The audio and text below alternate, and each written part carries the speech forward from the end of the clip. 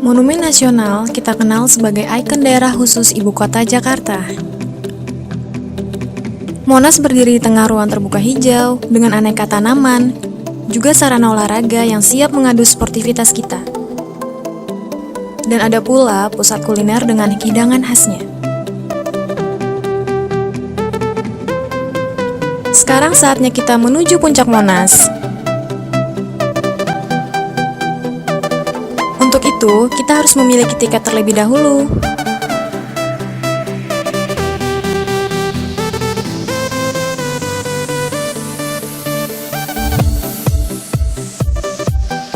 Wah, luar biasa. Dari puncak Monas, kita menyaksikan seolah Jakarta adalah kota yang tidak pernah tidur. Gemerlap lampu dan indahnya kota Jakarta semakin tampak di malam hari. Kalian harus menyaksikan sendiri keindahan dari puncak Monas. Kunjungi Monas dan cintailah Jakarta.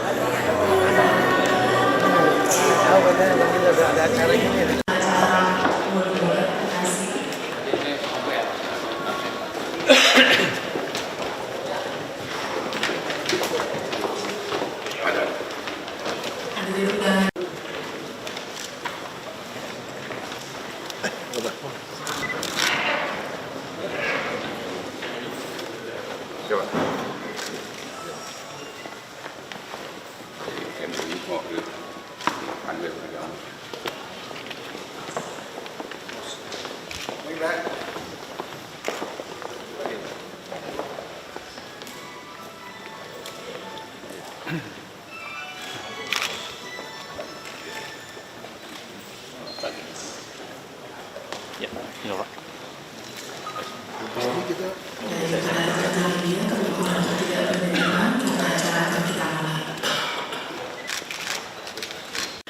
Assalamualaikum warahmatullahi wabarakatuh. Yang terhormat Gubernur Provinsi DKI Jakarta, yang kami hormati Asisten Kesejahteraan Rakyat Sekda Provinsi DKI Jakarta, Haji Syarifuddin Abdul Ghani, yang kami hormati Ketua Forum Kerukunan Umat Beragama Provinsi DKI Jakarta, para Kepala Lembaga Keagamaan Provinsi DKI Jakarta, para ulama dan tokoh agama, para pejabat pemerintah Provinsi DKI Jakarta, serta hadirin undangan yang berbahagia.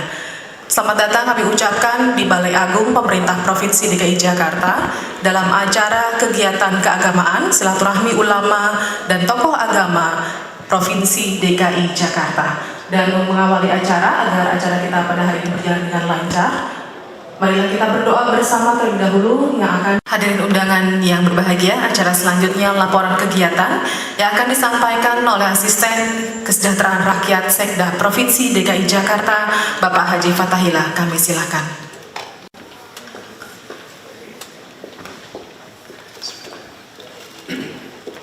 Assalamualaikum warahmatullahi wabarakatuh. Selamat pagi, salam sejahtera bagi kita semua. Yang saya hormati Bapak Gubernur Provinsi DKI Jakarta, yang saya hormati Kepala Kantor Wilayah Kementerian Agama Provinsi DKI Jakarta, yang mewakili para wali kota, yang saya hormati para pejabat dan wabil khusus narasumber Bapak Dr. Amir Syah Tambunan, dan hadirin hadirat yang berbahagia. Puji syukur, marilah kita panjatkan kehadirat Allah Subhanahu wa Ta'ala, Tuhan yang Maha Kuasa, berkat limpahan rahmat, taufik hidayah dan inayahnya, pagi hari ini kita dapat hadir dalam keadaan sehat walafiat pada acara silaturahim ulama, tokoh agama dan umaroh. Yang kedua, ceritanya kerukunan, toleransi, dan keharmonisan antar umat beragama di Provinsi DKI Jakarta. Adapun tujuan kegiatan ini adalah sebagai berikut. Yang pertama, keberagaman dan peningkatan kebersamaan dalam pembinaan mental spiritual masyarakat. Yang kedua, memberikan informasi kepada ulama, tokoh agama, dan umaroh mengenai kemudian meningkatnya partisipasi dan kemudian ulama, tokoh agama, dan umaroh menuju terwujudnya masyarakat yang sejahtera. Yang ketiga, peserta sebanyak 150 orang. Narasumber, yaitu adapun yang menjadi narasumber adalah Bapak Trans Amir Susah Tambunan dari MUI Pusat dengan tema memelihara keberagaman dalam heterogenitas masyarakat Jakarta. Demikian laporan yang dapat saya sampaikan. Selanjutnya kepada Bapak Gubernur Provinsi DKI Jakarta, mohon berkenan memberikan arahan dan sambutan pada acara ini. Atas perkenan Bapak, saya ucapkan terima kasih. Wabillahi taufiq wal hidayah. Wassalamualaikum warahmatullahi wabarakatuh.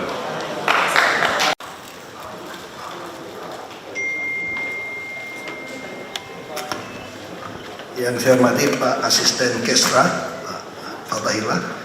Saya hormati juga Wakil Sekjen MUI Pusat atau narasumber ya, Pak Dr. Amir Susah Tambunan lagi dari Ketua Islamic Center Pak Haji Sodri, juga dari FKUB ya, dari Ketua FKUB, para wali kota, pejabat, tokoh agama, umaroh ya. Dan seluruh ulama yang hadir pada pagi ini. Assalamualaikum warahmatullahi wabarakatuh. Ya, terima kasih untuk kehadiran tempat ini. Nah, saya mau sampaikan saja ada beberapa hal yang menarik selama kita di sini. Misalnya kita sampaikan ada indeks pembangunan manusia yang bisa kita ukur di Jakarta. Nah, saya suka katakan bagaimana otaknya penuh, perutnya penuh, dompetnya penuh. Tentu yang dipakai adalah standar PBB, Persatuan Bangsa-Bangsa. Apa itu? Jadi berapa lama orang menikmati pendidikan, itu diukur. Lalu berapa lama orang itu bisa hidup, itu saya bilang perut penuh, sehat. Lalu ketiga, bagaimana daya beli orang, dompet penuh. Jadi ini ada ukurannya. Dan Jakarta sangat menarik. Tahun lalu kita telah mencapai angka indeks pembangunan manusia 78,99. Kalau negara maju berapa batasnya? 80. Artinya Jakarta tinggal kita perjuangkan 1,01 lagi sudah mencapai angka negara maju. Lalu apa yang kita lihat? Misalnya orang Jakarta Selatan. Orang Jakarta Selatan itu rata-rata itu meninggalnya itu di atas umur 79 tahun tuh sekarang. Jadi kalau bapak ibu ada tetangga yang meninggal di bawah 79 tahun, orang selatan atau orang dari pusat gitu ya, itu berarti dia di bawah rata-rata. Nah, kita rata-ratakan Jakarta. Orang Jakarta itu harusnya hidup di atas 78 tahun. Kenapa jadi 78? Karena Pulau Seribu masih 76 tahun. Nah, harusnya kita nih hidup bisa makin lama, umurnya tambah panjang. Tapi nggak semua orang bisa mencapai itu kan, kalau kesehatan dari sisi makanan. Nah, makanya ini yang kita mau dorong. Lalu apa yang saya bilang membedakan kita dengan bangsa asing? Bangsa asing itu kadang-kadang tidak itu mempersoalkan ukuran tentang rohani. Kita beda. Kita begitu ngomong ketuhanan yang Maha Esa, udah jelas nih, langsung ketuhanan yang Maha Esa. Lalu kita tutup dengan keadilan sosial. Dulu saya suka dengar beberapa pemimpin agama, mau Katolik, mau Kristen, mau Islam, suka mempertentangkan juga soal Pancasila saja dulu gitu ya. Tapi saat saya sendiri saya pelajari, saya bilang ini pemimpin kita, proklamator kita waktu memutuskan Pancasila ini betul-betul orang yang sangat mengerti konsep agama. Saya tidak meragukan Bung Karno dan Bung Hatta ketika melahirkan Pancasila. Beliau ini dipengaruhi oleh ajaran agama yang sangat kental.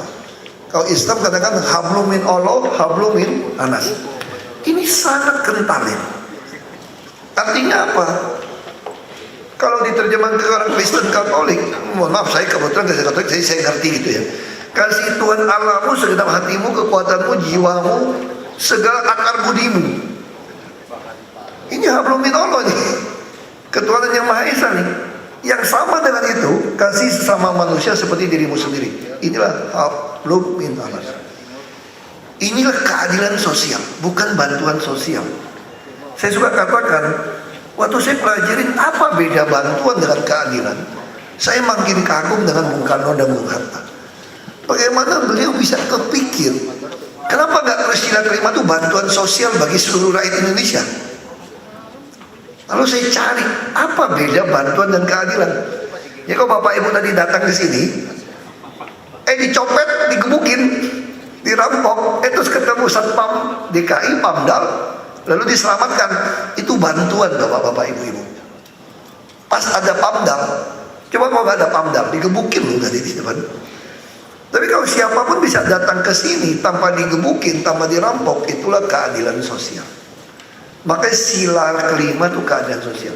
Nah itulah yang kami lakukan saat ini. Saya tidak peduli, Bapak Ibu tidak akan pernah ketemu saya di lapangan membagi-bagikan KJP, bagikan itu. Enggak, saya nggak suka. Saya nggak pernah datang bagi-bagi beras, bagi apa, saya nggak pernah lakukan. Karena bagi saya itu bantuan sosial. Kalau ketemu saya, Bapak Ibu dapat beras dari saya. Kalau kenal, saya nggak mau. Saya maunya Bapak mau kenal saya, nggak kenal saya, mau pilih saya, tidak pilih saya, mau kafirin saya atau tidak kafirin saya, itu adalah hak Bapak Ibu. Itu keadilan. Ini saya sudah lakukan sejak di Belitung Timur. Saya memimpin 93% Muslim. Kenapa saya punya banyak ustadz teman sama saya? Mereka sudah sampaikan pada saya, kamu itu memenuhi syarat, itu ya. Nah saya kira itulah yang dilakukan. Saya tadi baru ketemu lagi orang bilang gini sama saya, yang Bapak lakukan itu sudah dilakukan berapa ratus tahun, ribuan tahun yang lalu. Ini kalau namanya orang Islam bilang, Umar Khatib itu dia memang ketemu orang, bisa masyarakat ketemu dia. Nah saya kira prinsip-prinsip agama ini, nabi-nabi ini yang kita sedang lakukan. Kita lagi mengejar orang untuk bisa sekolah. Gak mungkin orang bisa berubah nasib kalau dia gak belajar. Firman itu ya wahyu, semua kan pengetahuan ini kuncinya ini. Nah kita mendorong. Waktu kami baru masuk ke Jakarta sama Pak Jokowi, 40% anak usia sekolah tidak sekolah. Kaget kami, Jakarta tidak sekolah. Lalu kenapa anak-anak berantem? Ini orang dewasa semua pemimpin agama. Itu kita temukan, setelah kita analisa dari kajian sosial, kami kaget juga. Ternyata anak-anak yang berantem itu tinggal di rumah yang RSSSSSS itu loh Pak. Ini serius Pak. Walaupun tempat tokoh agama saya bicara, ini fakta yang kami temukan. Jadi yang terjadi, anak-anak itu disuruh emak bapaknya jangan cepat pulang malam-malam. Ya nongkrong di gang itu. Itu kenapa kami membangun banyak rumah. Belum lagi TBC. Bapak Ibu bisa kaget setengah mati. TBC kita juara 2 di dunia. Dan orang kena TBC, satu orang nular 10 kalau dia nggak mau berobat secara rutin. Hampir semua kawasan yang padat itu TBC. Coba tanya, Kampung Pulau banyak nggak TBC? Tanya wali kota. Kalijodo banyak nggak? Bukit Duri banyak nggak? Semua kawasan yang padat umum, nggak ada matahari, pasti perkembangan TBC-nya gila-gila. Belum lagi anak-anak. Apakah kita mau bangsa ini 1 nular 10? Sekarang 10% TBC di dunia ada di Indonesia. Kacau gak? Orang bule luar negeri takut sekarang PBB. Dia datang ke saya, ini kalau didiamin di Indonesia nih 10%, kalau 110 jadi 100% nanti. Nah ini yang kita sedang bereskan. Kami mulai membangun banyak rumah sakit di kecamatan. Ini pengalaman saya waktu jadi bupati. Banyak orang kurang mampu, rumah sakit tidak bayar, tapi yang nungguinnya harus makan. Coba kalau tinggal dekat rumah, masak makan bareng. Ini dia keluar uang 50.000 sehari nggak sanggup. Nah kami mulai dirikan rumah sakit tipe D yang 30-50 ranjang di kecamatan, supaya keluarga yang sakit itu bisa ngantar makanan, bolak-balik makan lebih hemat. Agama saya kira ini penting, ketuhanan yang Maha Esa. Makanya saya katakan kita harus bangun masjid, sediakan masjid kalau memang muslimnya lebih banyak. Misalnya di Dan Mogot, kita akan pindahkan orang-orang yang tidak mampu, yang tinggal di kawasan yang tidak mampu, yang buat banjir, yang penyakitan, yang gak ada masa depan, anaknya bermain bahaya, ke tempat yang baik. Kalau Bapak lihat ke Dan Mogot Pak ya, apa yang kami lagi bangun 7 tower Pak, gak kalah sama Singapura Pak, rumah susun kita Pak. Ukurannya 36. Lalu berapa harus bayar? Ini kontribusi 5.000 sampai 15.000. Itu untuk mendidik. Saya kira yang dimaksud dari para nabi, kita masih Tuhan yang Maha Esa dari para pendiri negara ini, tapi juga masih ada keadilan sosial. Hablum min Allah, hablum min nas masih seimbang ini. Kalau kita membiarkan orang nggak bertanggung jawab, kita merusak. Tugas pemerintah adalah mendidik, mengadministrasi keadilan sosial. Makanya saya katakan orang masuk ke rumah susun harus urunan. Ini gotong royong, ciri khas bangsa ini. Urunan. Kalau yang nggak sanggup, kita biayain. Saya lagi bangun lagi di Ciangir untuk orang tua yang nggak sanggup, tanggung makan tinggal situ, cocok tanam nggak usah bayar. Mungkin tinggal di keluarga terlalu nggak cocok cucu cicitnya. Lo karena Dan Mogot mau bikin kompleks super blok gitu besar. Saya bayangkan kalau semua orang-orang itu bertobat lah kira-kira gitu ya. Karena nggak semua orang Islam KTP itu sholat Jumat tuh bapak-bapak ibu-ibu. Walaupun diancam 3 kali berturut-turut tidak sholat Jumat sudah terbilang kafir kira-kira gitu ya. Karena nggak peduli juga tuh. Itu. Ini ada ini. Nah saya lagi berpikir kalau khotbahnya nyampaiin, lalu dia kaget. Takut dibilang kafir, lalu dia mau sholat Jumat. Masjidnya mau berapa besar kira-kira? Kayak Dan Mogot. Makanya saya sama Pak Jokowi bangun kira-kira 20.000 lebih meter persegi bangunannya di Dan Mogot itu. Kita kan masjid raya supaya bisa nampung. Makanya saya ingin orang Kristen Katolik, saya bilang juga sama orang Kristen Katolik soal izin. Kalau Katolik minta izin bangun gereja, saya kasih langsung, nggak usah tanya. Oh karena saya bukan Katolik loh. Kenapa? Karena Katolik ketat. Kalau dia nggak ketemu jamaahnya 1.500, nggak boleh buka gereja. Tapi kalau Protestan, nanti dulu Protestan. Aku di Protestan nih, sorry nih udah. Nanti dulu Protestan. Aku mau tanya dulu, lu jangan sewa ruko 1-2, lu kumpul 2 orang kumpul Tuhan hadir dulu, gitu jangan macam-macam dulu. Sini dulu, gue bilang. Saya nanti dulu yang mau sembahyang di sini siapa? Kalau Katolik, oke, gue bilang. Saya bukan Katolik ya. Kalau dari sisi rohani ini agak beda juga loh. Ya Syiah sama Sunni beda juga bos, kira-kira gitu. Muhammadiyah sama NU aja ada berapa kali aja ketemu pas itu. Tapi ini ada prinsip, itulah yang kita harus terima. Saya sekolah Islam SD sampai SMP. Saya mengerti sekali. Saya sampai belajar agama, 5 agama saya pelajari. Ya mungkin kalau saya nggak diusir dari masjid, saya bisa hafal juz 30 ya, juz. Mungkin gitu ya.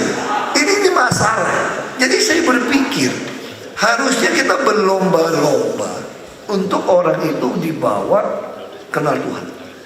Saya paling takut orang dibiayain sekolah, dibuat sehat, dibuat panjang umur, dibuat dompetnya penuh, tapi dia cuma maunya hablum min Allah, hablum min nas, nggak mau.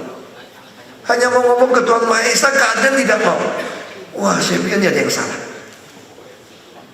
Jadi saya bilang sama teman saya Kristen Katolik, kalau kamu begitu cinta Tuhanmu, seminggu sampai 5 kali ke gereja, tapi lu lihat sesama manusia kamu tidak mengasihi, itu pastormu, pendetamu pasti konslet itu. Ada yang salah, pasti ada yang salah. Harusnya kalau kita makin cinta Tuhan, makin cinta Allah, pasti otomatis makin cinta manusia, karena ini keseimbangan. Kalau min Allah, ketuhanan Maha Esa dengan keadilan. Sama juga pemerintah. Kalau pemerintah hanya mikirin, pokoknya saya mau tegakkan aturan, tapi tidak manusiawi, tidak menjamin keadilan sosial kepada rakyatnya, dia pemerintah yang zalim. Dia hanya memanfaatkan agama. Nah, saya kira prinsip inilah yang kami lakukan selama ini. Kita mau menjamin orang itu, sekarang naik bus, orang tua naik bus Transjakarta itu kagak bayar loh Bapak Ibu sebetulnya. Tinggal ngomong ke Transjakarta itu gak bayar orang-orang pensiunan itu sebetulnya, yang udah usia pensiun. Kita lagi bangun banyak taman, saya pengen tingkat kebahagiaan orang naik, kayak RPTRA segala macam, tujuannya itu. Saya pengen semua orang beribadah dengan baik. Saya yakin permulaan semua nih, permulaan orang bisa baik, bisa tidak korupsi, bisa punya hikmat, punya bijaksana, akal budi, pengetahuan, itu adalah takut akan Tuhan sebetulnya. Nah, kalau ini bisa kita berhasil lakukan ini Jakarta jadi luar biasa. Banyak kota modern hebat, tapi dia meninggalkan konsep hablum minallah, hablum minannas. Nah, kita Jakarta tidak mau. Kita ingin Jakarta ini betul-betul sampai sembako. Mungkin Bapak Ibu gak pernah pikir, sekarang harga beras sebetulnya lebih stabil, betul Bapak Ibu? Gak ada cerita operasi pasar beras itu tunggu hari raya, gak mau saya. Pokoknya kalau sampai harga beras naik, awas gue mau lu hajar terus beras. Kita bikin mesin produksi beras. Sekarang kalau Bapak boleh beras premium ya, yang 5 kilo, beras bagus, Ramos gitu ya, beras Ramos gitu ya. Itu berapa? 80, 90 ribu kan? Kami jual 65 ribu, langsung turun semua. Tapi biar Ramos juga baik. Beras Jepang 30 ribu sekilo, kami jual aja 18 ribu, 19 ribu, supaya turun. Beras yang murah, air tinggi 97, 8 lebih, 7 lebih sekarang, 7 ribu lebih, kita tekan. Nah, yang belum bisa lakukan apa? Daging kami lagi usaha. Saya kemarin baru rapat dengan Australia. Telur kita lagi usaha. Jagung memang naik terus. Ini memang agak sedikit masalah. Kita mesti cocokkan dengan Menpan. Kita ini ada sembako kan. Banyak hal yang kita belajar dari Pak Harto. Pak Harto selalu menjamin sembako ini terkendali inflasi. Inflasi kita gitu baik. Saya bilang sama pegawai-pegawai, Anda mau gaji 5 juta? Oh mau dong Pak. Tapi biaya hidupnya 4,999 juta. Ngapain? Saya mending gaji 3,5 juta, tapi biaya hidup saya hanya 2,5 juta. Saya hemat 1 juta. Ini akan membuat produksi kita naik. Maka kami tekan biaya perumahan, transport. Tahun depan kami subsidi 3,2 triliun. Supaya saudara kita dari Depok, Bekasi, Tangerang ke Jakarta hanya bayar 3,5. Gak ada urusan dengan politik bagi saya. Saya gak peduli. Mereka orang bilang gak mau pilih saya. Saya juga gak pernah suruh orang pilih saya kok. Saya kalau ngomong depan umum, saya selalu bilang, kalau ada yang lebih baik, lebih jujur, lebih pintar dari saya, jangan pilih saya Bapak Ibu. Bodoh Bapak Ibu kalau pilih saya. Masa punya uang bisa beli motor Jepang, beli motor Cina? Bodoh sekali kita. Bapak Ibu mau gak beli mobil, bisa beli mobil Mercy atau beli merek mobil Cantong gitu. Dengar aja baru. Makanya bus-bus kita saya nggak mau dengar itu Cantong, Tingtong, Ahok, semua merek saya nggak mau dengar. Kalau mau beli bus, beli yang terbaik. Apa merek terbaik? Eropa. Orang luar negeri pakai bus apa terbanyak? Scania, Mercy, MAN, Volvo, Hino boleh. Kok bisa gitu? Saya bilang gini, lo kalau miskin, aku bilang gini ya, kalau kita jadi orang miskin, jangan beli barang yang jelek Bapak Ibu. Soalnya kalau rusak kagak ada duit beli lagi. Jadi kalau orang miskin itu beli yang paling bagus, sampai kita mati 3 turunan masih kepake itu barang. Nah itu baru miskin namanya itu kan. Kalau orang kaya gak apa-apa, beli jelek buang, punya duit. Kalau kita yang gak punya duit, jangan sekali-sekali, harus beli yang terbaik. Saya kira ini semua ajaran agama, kita disuruh memberikan yang terbaik. Nah saya kira Jakarta dengan dukungan Bapak Ibu ya, walaupun saya tahu tidak semua, minimal saya yakin asal ada yang mulai saja. Kalau nawa itu kita benar, pasti Tuhan ridho ya. Saya selalu percaya itu. Yang penting niat kita udah benar ini, jalaninlah. Tapi saya betul-betul Pak ya, saya selalu sampaikan, kita selama bisa kompak, kita bisa mengerti tentang ketuhanan dan keadilan tadi. Ini negara hebat. Bangsa lain semua takut. Founding father, pendiri negara ini udah pikirin begitu matang. Jadi harusnya bangsa ini lebih hebat daripada bangsa Amerika sebetulnya. Dari sisi toleransi lebih hebat gitu. Cuma kita tiba-tiba hari ini lama dijajah jadi minder. Dan orang bule jadi minder. Itu yang bapak saya bilang, makan yang cukup. Kita nggak kalah sama bule-bule itu, kan banyak orang Belanda dulu kerja. Bapak saya selalu bilang, orang kampung lebih pintar dari kamu, tau gak? Cuma makannya kurang bergizi. Kamu pagi-pagi makan susu, keju, coklat, roti, daging. Orang kampung itu ubi, kadang teh, nggak ada gula. Gimana bisa badannya bagus, sehat, pinter? Ini udah beda. Cek, saya ingat kawan bapak saya, tahu nggak bapak ibu pernah makan daging di Indonesia berapa kilo setahun? Hanya 2,5 kilo setahun. Seluruh Indonesia nih. Orang Jakarta lumayan 5 kilo setahun. Bukan orang Jakarta yang makan restoran Jakarta terlalu banyak orang kaya dong. Orang kaya makannya 50 kilo setahun. Lalu dibagi ke orang miskin rendang sekilo 20 potong jadi 60 potong, jadi sop itu.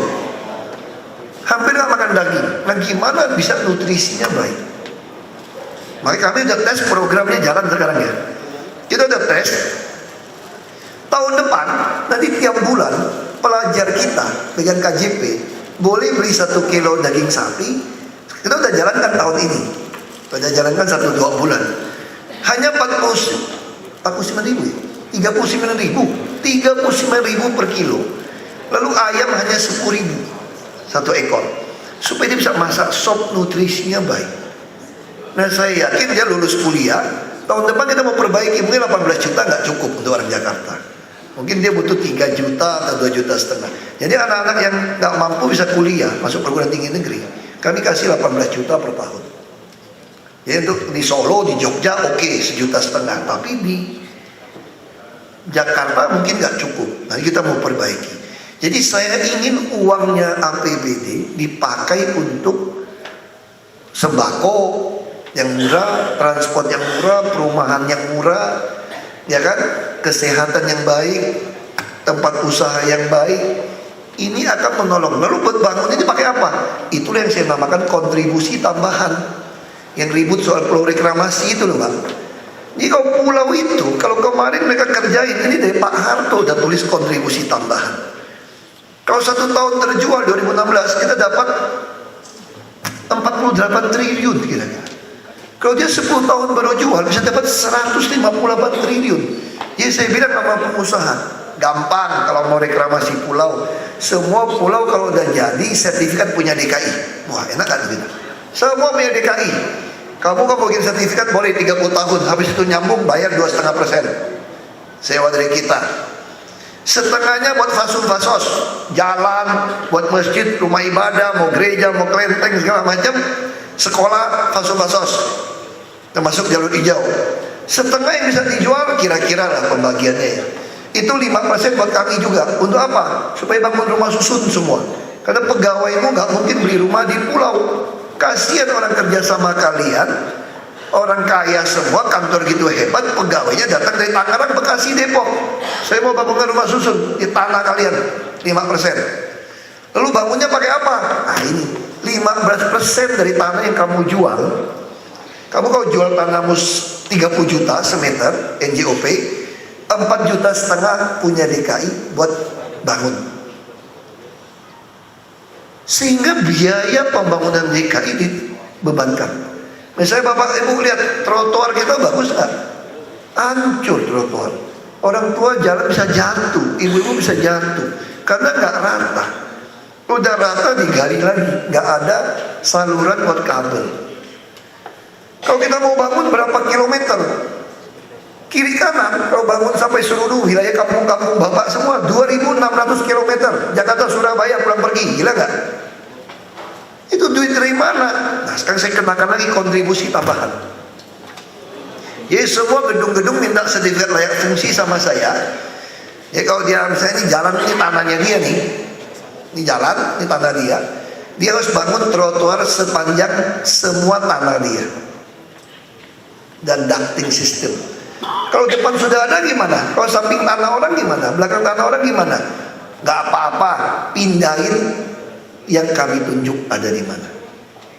Sehingga dengan pola ini semua yang punya gedung ada kontribusi tambahan. Lalu apa lagi yang saya kenakan kontribusi tambahan?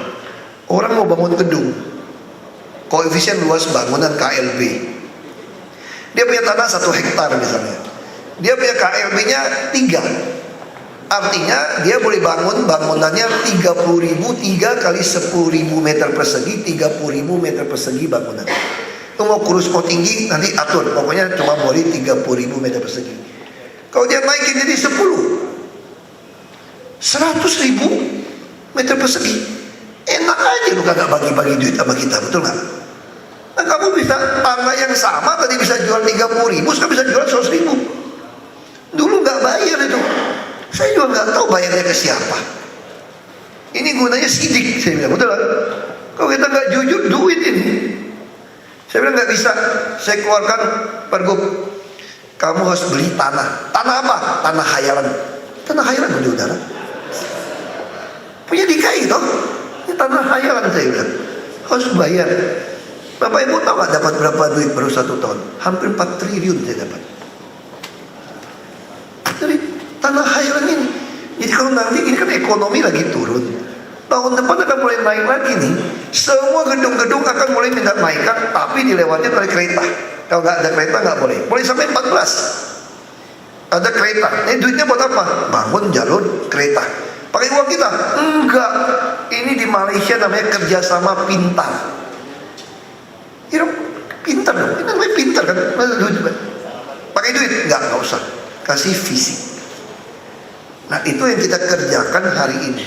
Itu 7 tower 18 sampai 23 lantai yang Edan Bogor lagi bangun ini Pak. Di bawah 1 tahun jadi nih 7 tower itu. Itu semua yang kerjain kontribusi tambahan dari swasta. Nah sekarang uang kita yang kita fokuskan di transportasi, rumah, pendidikan, kesehatan, sembako, sampai tempat usaha. Nah ini baru bisa memenuhi kepala, perut, dompet. Tapi sekali lagi saya berharap Bapak Ibu, pemimpin tokoh agama, kalau orang jadi sehat, pintar, punya duit gitu hebat, tapi nggak mengerti hablum minanas, hanya hablum minallah, nggak benar pengajarannya, mati kita. Lebih baik orang ini jangan pintar, jangan berduit, jangan terlalu panjang umurnya. Saya berpikir harus seperti itu. Nah inilah saya kira kita penting silaturahim kita seperti hari ini. Dan saya juga harap Bapak Ibu kalau ada masalah apa-apa sampaikan ke saya, bisa ke wali kota, bisa ke camat, ke lurah. Saya ingin tiap RW ada 1 RPtra. Jadi RPtra itu bukan cuma ruang publik terpadu ramah anak, sudah ramah janin sampai lansia. Saya pengen orang diketahui, mau bikin pengajian, mau bikin musola. Bapak punya musola masjid, saya sudah bilang berapa kali-kali. Kalau halamannya kecil tidak ada, tanya mau gak wakafkan. Bukan kasih, wakaf kami bayar. Makanya tahun depan saya mau kasih uang ke wali kota saja pengen. Ya masjid-masjid, surau-surau atau rumah ibadah mau kelenteng mau apa, yang halamannya ada rumah orang mau dijual beli saja. Ini tanah punya DKI, tapi difungsikan jadi taman perluasan untuk Bapak Ibu. Sehingga orang akan lebih suka datang beribadah. Karena bagi saya, orang tanya sama saya, bagaimana kamu menjaga kamu tidak korupsi? Bagaimana kamu menjaga kamu tetap konsisten? Saya hanya bilang pertama karena doa Bapak Ibu kepada saya supaya saya tidak jatuh. Yang kedua, saya selalu berusaha untuk takut sama Tuhan. Saya selalu berusaha saya harus menghadapi penghakiman di akhirat.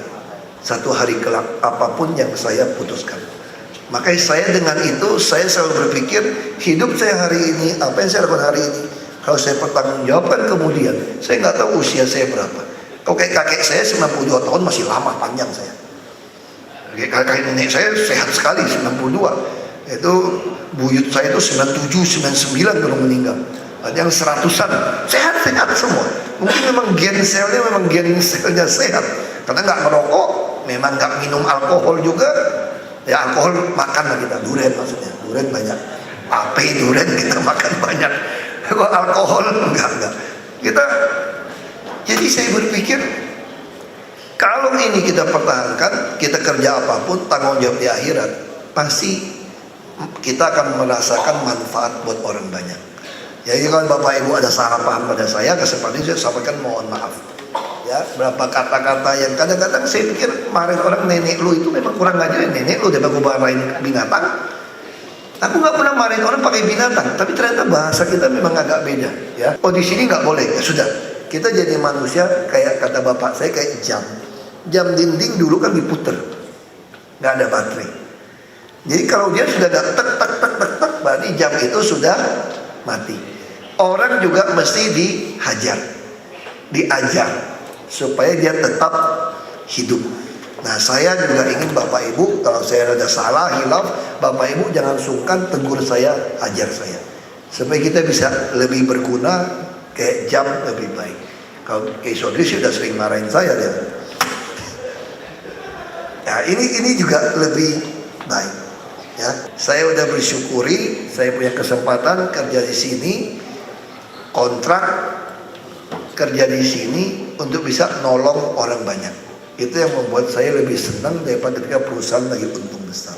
Saya kira itu Bapak Ibu, mudah-mudahan pertemuan silaturahim kita ini ya minimal masih sekali kok tahun depan ketemu. Saya sampai Oktober 2017 kalau nggak bisa ikut atau nggak terpilih pun masih Oktober. Silaturahim kita jangan putus. Minimal ide-ide ini harus kita bawa bersama. Ya, sekali lagi terima kasih. Wassalamualaikum warahmatullahi wabarakatuh.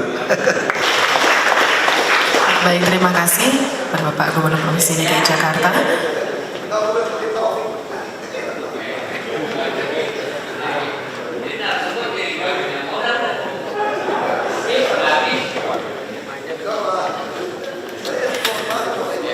Dan baiklah Bapak Ibu, hadirin undangan yang kami hormati, acara akan